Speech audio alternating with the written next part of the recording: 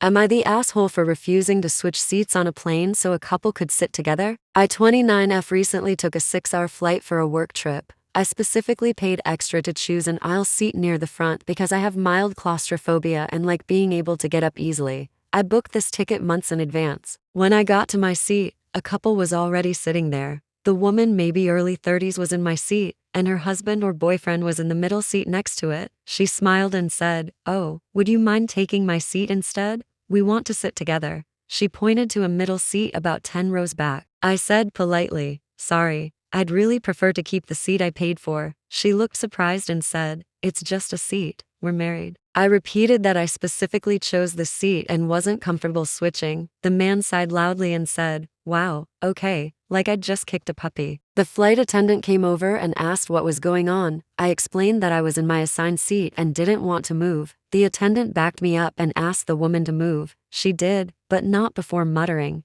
"Some people are just selfish." For the rest of the flight, I could feel them glaring at me. At one point, the man deliberately bumped my arm when getting up. When we landed, the woman said loudly to him, "Next time we know not everyone has basic kindness." I vented about this to a coworker later, and she said I could have just switched since it was only a few hours and it clearly mattered to them. Now I'm second guessing myself. I know I was technically in the right, but socially, was I the asshole?